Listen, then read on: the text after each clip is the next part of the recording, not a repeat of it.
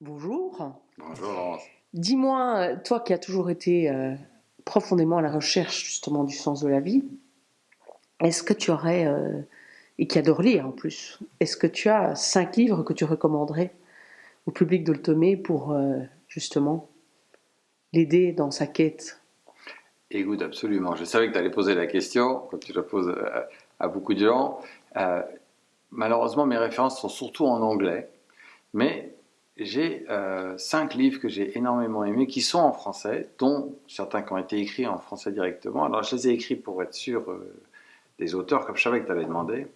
Donc, il y en a un qui est évidemment le plus fondamental pour moi, qui a été traduit en français, qui s'appelle Découvrir le sens de sa vie par Viktor Frankl, qui était un prisonnier, un psychiatre viennois, qui a été prisonnier dans les camps de concentration nazis, qui a écrit un livre à la sortie des camps en 6 semaines, qui est un extraordinaire témoignage sur comment trouver le sens de sa vie, même quand on est dans les pires difficultés, la pire souffrance morale et physique. C'est un témoignage évidemment qui est un socle pour toute personne qui a envie de se préoccuper de ça.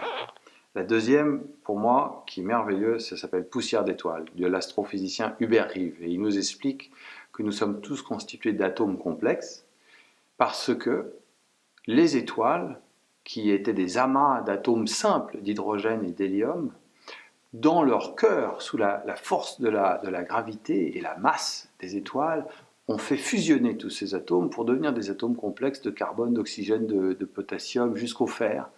Et qu'ensuite, en explosant, elles ont nourri l'univers de tous ces atomes, et c'est ça qui fait la vie. Nous sommes constitués d'atomes complexes de carbone, d'oxygène, mais aussi beaucoup d'hélium, etc., parce que c'est de l'eau.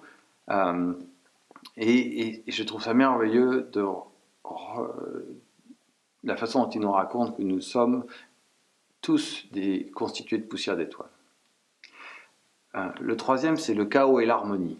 Alors, c'est pour ça que je l'ai écrit, parce que l'auteur a un nom un peu compliqué, mais c'est un astrophysicien vietnamien qui est professeur à l'université de Virginie aux États-Unis, qui a son doctorat de l'université de Princeton, qui est un type extraordinaire, qui a une histoire personnelle extraordinaire, qui s'appelle Tuan Trinh Siang. Alors, en vietnamien, c'est Trinh Siang Tuan, mais son prénom, c'est Tuan, que j'ai eu le plaisir de rencontrer, et qui nous explique comment, en fait, la vie semble être chaotique, mais quand on va vers ou l'infiniment grand ou l'infiniment petit, on retrouve énormément d'harmonie.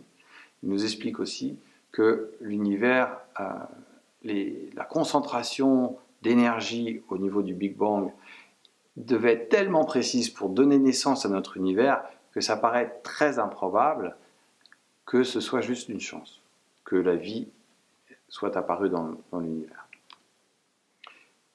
Le quatrième, c'est Comment Jésus est devenu Dieu, de Frédéric Lenoir. Frédéric Lenoir, il était rédacteur en chef du Monde des religions. C'est un type qui a écrit merveilleusement bien à propos de la religion à plein de niveaux. Et il faut bien comprendre que Jésus était un sage, enfin je ne sais même pas s'il était considéré sage à l'époque, mais enfin en tout cas il était juif, il était entièrement juif, il faisait référence à la Torah juive. Il n'a pas créé le christianisme. C'est après, on a fait une religion sur Jésus. Jésus n'avait pas une religion à lui. C'est nous qui avons créé une religion à partir de l'histoire de Jésus. Et ce qui est extraordinaire, c'est de comprendre que la compréhension de Jésus ne s'est pas faite immédiatement, elle s'est faite à travers des siècles, sur 4 siècles différents. Ça a été une recherche de vérité fondamentale, et cette recherche de vérité à propos de Jésus et de la relation que nous pouvons avoir avec Dieu, de qui était Jésus, est-ce que Jésus était Dieu, est-ce que Jésus était homme favorisé des dieux, est-ce que son corps était vrai, matériel, ou est-ce que son corps était divin, tous des problèmes extraordinaires. Cette recherche de vérité, nous la retrouvons à 2 niveaux aujourd'hui.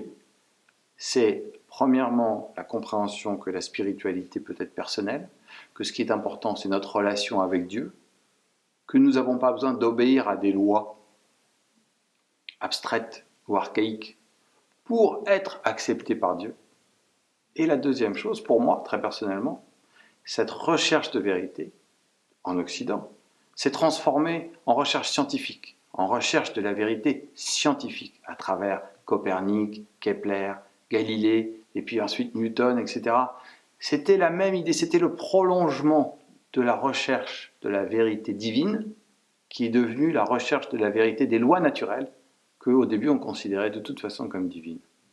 Et donc, de comprendre comment en Occident, nous sommes fondamentalement chrétiens dans notre attitude pour la recherche de vérité. Et moi, ayant vécu un peu partout dans le monde, je trouve que ça, c'est quelque chose d'assez unique et que j'ai bien compris à travers Frédéric Lenoir. Et le dernier, bien sûr, c'est le livre de mon frère, David Servan-Schreiber, qui s'appelle Anti-cancer. Je trouve que c'est un des plus beaux témoignages, parce qu'il était médecin, qu'il a eu le cancer et qu'il a offert à tous les gens qui sont malades du cancer, mais bien au-delà, à tous les gens qui veulent ne pas être malades. Il a offert des méthodes pour reprendre le contrôle de notre vie qui ne soit pas que médical. Il n'a jamais dit qu'il ne fallait pas être médical, il a dit on ne peut pas être que médical, que le corps et l'esprit sont la même chose. On ne peut pas être que soigner le corps, il faut aussi soigner l'esprit. Et de même d'ailleurs, on ne peut pas avoir un esprit libre et clair si son corps n'est pas en forme. Et c'était un témoignage très émouvant, très important, parce qu'on ne se rend pas compte à quel point la santé est essentielle pour son épanouissement, pour trouver le sens de sa vie. Et il nous a livré ici un très beau livre, entièrement précurseur, qui reste d'actualité. Voilà, Laurence. Bah, je te remercie, c'est fantastique. Un choix que j'adore. Magnifique. Merci, Laurence.